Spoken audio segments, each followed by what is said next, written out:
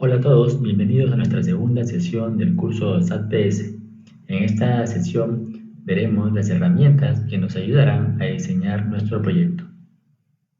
Cada proyecto se inicia con la definición y clasificación de las estructuras necesarias para ejecutarlo y la incorporación de dichas estructuras a la estructura organizativa de la empresa. Quiere decir que por un lado, mientras yo construyo mi proyecto con las herramientas que me brinda SAP PS, debo asignar estos componentes hacia la estructura de organización, ya sea a la parte financiera o a la parte logística. En PS no existe una estructura propia, sino que se enlaza a la estructura existente de la empresa. Estructuras operativas.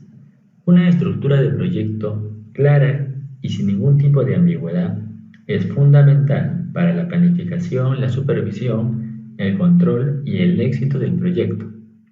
Según el tipo de proyecto y la importancia de la supervisión del mismo, la estructuración del proyecto en el sistema SAP PS debe realizarse mediante el uso de las siguientes estructuras operativas: el plan de estructura del proyecto o los grafos. Abordemos la primera estructura operativa, el plan de estructura del proyecto, también denominada PEP. ¿Y qué es un PEP? Es el modelo de trabajo que debe realizarse en un proyecto, organizado en una estructura jerárquica, tal como lo vemos en la siguiente imagen. El PEP es la base funcional para las etapas de planificación adicionales de un proyecto, así como al control mismo del proyecto. Por ejemplo, para la planificación de procesos, la planificación de costos, la programación de actividades, el cálculo de las capacidades o cálculo del coste del mismo. ¿En qué consiste un PEP? Un proyecto se puede estructurar desde diversos puntos de vista: por las fases que componen el proyecto, por las funciones o responsabilidades, o por el objeto del proyecto, llámese servicios, mano de obra, materiales, activos. El PEP divide el proyecto paso a paso en elementos de estructura, denominados elementos PEP, que describen una tarea determinada. Como podemos ver en el ejemplo, en el proyecto de implementación SAP de los portales, se ha dividido en 4 fases: diseño, realización, salida en vivo y soporte. Y cada una de esas fases, a su vez, se puede subdividir en otras tareas más específicas. Cuando se crea un plan de la estructura del proyecto, se crea automáticamente una definición del proyecto. La definición es el marco vinculante de todos los elementos organizativos del proyecto, que contiene información general de todo el proyecto. Elemento PEP. En esta sección se describen los datos a introducir en un elemento PEP. Tenemos datos básicos. Son datos generales necesarios para un elemento PEP durante un largo periodo de tiempo y contienen información utilizada de forma repetida en el proyecto.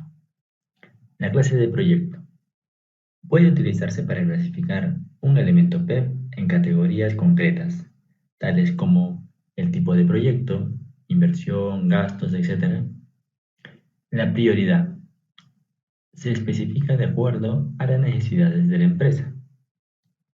El estatus es un dato propio de la gestión de estatus del sistema SAP, que se va actualizando en la medida que se ejecutan operaciones vinculadas al elemento PEP. Por ejemplo, la creación, la liberación, la notificación, liquidación de un elemento PEP son estatus del sistema que se pueden visualizar en este campo. Responsables nos permite especificar la persona o área que está a cargo del proyecto. Indicadores operativos. Con los indicadores operativos se especifican los atributos de un elemento PEP y se determinan las tareas que el elemento PEP puede realizar durante el proyecto. Hay 3 indicadores: planificación, imputación y facturación. Si yo requiero que mi elemento P pueda planificar costes, debería activar el indicador de planificación. Si necesito que además este elemento P permita imputar o registrar costes reales, debería activar el operador de imputación. Y si deseo que mi elemento P esté habilitado para asignarle un plan de facturación, debería activar el indicador de facturación. Datos organizativos. Muchos de estos campos o valores se registran en la definición del proyecto, que veremos más adelante. Por ejemplo, la sociedad CO, que representa a la corporación o al grupo empresarial que se ha registrado en SAP. El segundo campo es la sociedad, también denominado sociedad financiera o sociedad FI. En este caso se ha registrado el código CO01. El centro de beneficio es una unidad organizativa que posteriormente en los reportes me permite obtener información por áreas de responsabilidad. Esa es la utilización del CB o centro de beneficio. La clase de objeto. La clase de objeto es similar a la clase de proyecto, pero es más intrínseco en el sentido de que nos determina si es un objeto de inversión, si es de gasto general o si es de producción. Es algo más específico. La moneda, en este caso es el peso colombiano.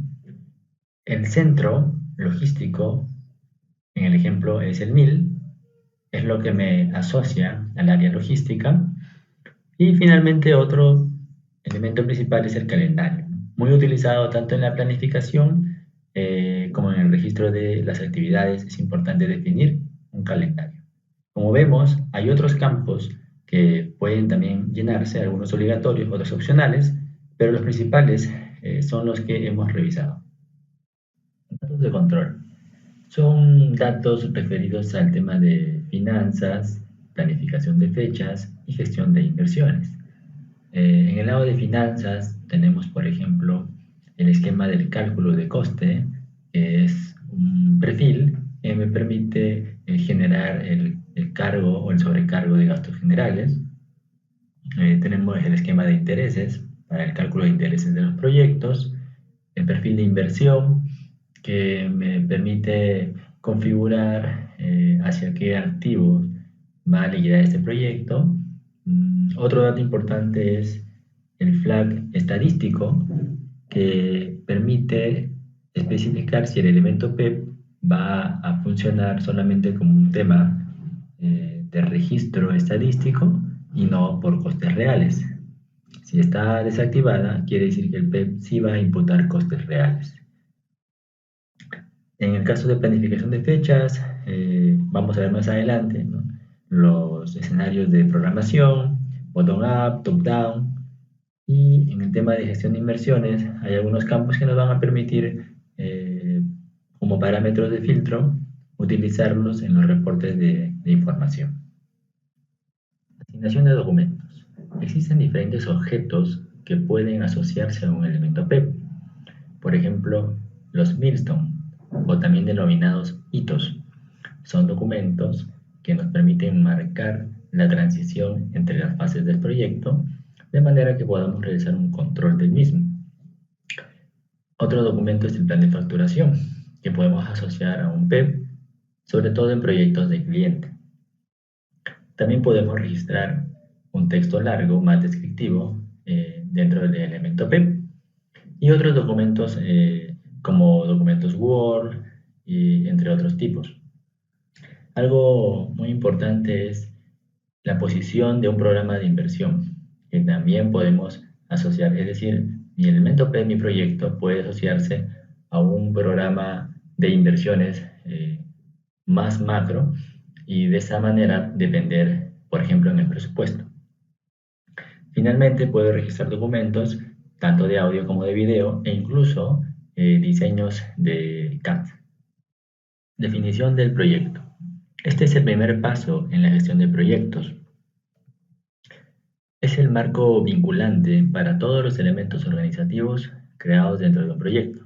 Como lo vimos en diapositivas anteriores, la definición se crea de forma automática cuando yo genero un plan de estructura del proyecto. En la definición del proyecto hay campos importantes, como el código del proyecto, y nos podemos definir valores predeterminados para el proyecto en general. Datos básicos de la definición del proyecto.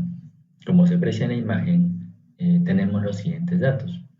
Datos del estatus, la gestión de estatus misma del sistema, y estatus de usuario, que es algo que se puede personalizar para que se vaya actualizando conforme se realizan ciertas operaciones. En esta definición también se registra la máscara, que es el código del proyecto, y en base al cual se van a poder generar los elementos PEPs. También se puede registrar los responsables o solicitantes del proyecto, así como datos de organización, como ya hemos visto, la sociedad CO, la sociedad de finanzas, el centros de beneficio, la moneda, el calendario, los tiempos y las fechas de inicio y fin del proyecto. Respecto a la máscara de edición o código del proyecto, aquí les comparto una gráfica donde vemos la configuración de esta máscara. En el cuadro superior podemos ver que se compone de una clave o código del proyecto. La longitud puede variar según la necesidad, seguido de una serie de caracteres que pueden ser alfanuméricos o numéricos, separados por caracteres especiales, como se ve ahí por un guión, por un slash. Estas máscaras se pueden activar o inactivar de acuerdo a los tipos de estructuras PEP, ya sean operativas o estándar. En la parte inferior podemos ver una serie de caracteres cuyo significado es el siguiente. La primera columna nos habla acerca de la longitud de la clave que vimos en la parte superior, de la clave de la máscara. La segunda columna nos habla si se va a respetar estrictamente esa longitud o si puede ser algo menor en la parte operativa en sí. La tercera columna vemos un arroba, que es un símbolo que me va a funcionar como un comodín para poder crear elementos PEPs sin tener que escribir toda la codificación. Que vamos a ver un ejemplo ya en la parte práctica. Seguimos con caracteres especiales, que son los que van a separar los códigos alfanuméricos o numéricos dentro de mi máscara y otros campos adicionales. Datos de control. Al crear un proyecto, se deberá registrar en la definición del proyecto un perfil. En este caso, del ejemplo, tenemos el perfil de proyecto ZPS 0001 de proyectos CAPEX. Este perfil contiene valores propuestos y parámetros para procesar mi proyecto, tanto en el tema de finanzas, planificación de fechas, valores propuestos para nuevos elementos PEPs que se creen en este proyecto, así como el manejo del stock. Dentro de finanzas tenemos perfiles de lo que es el presupuesto, la planificación de costos, la inversión, escenarios de simulación. En el lado de la planificación de fechas podemos configurar el perfil de grafo que se acepta dentro de este proyecto, cómo va a ser la programación dentro del plan de estructura de proyectos, qué escenarios voy a utilizar para la programación de fechas. En la parte de valores propuestos tenemos campos como ya hemos visto en el elemento P, la clase de objeto que me permite determinar si es un objeto de inversión, de gastos generales, el flag de estadístico que me permite personalizar si el elemento P funcionará como un registro estadístico o también se imputarán costes reales. Finalmente, en este perfil voy a especificar si el stock de proyecto será valorado o no valorado. Funciones de un PEP. En la siguiente figura podemos apreciar la funcionalidad que nos permite una estructura PEP. Podemos controlar fechas, desde las fechas originales o básicas, las fechas programadas en base a los tiempos de cada actividad y las fechas reales que viene a ser la notificación de la ejecución de cada una de las actividades. SAP nos permite controlar un presupuesto desde el registro del presupuesto original, las diferentes actualizaciones que se pueden realizar, hasta llegar a tener un control de la disponibilidad de este presupuesto.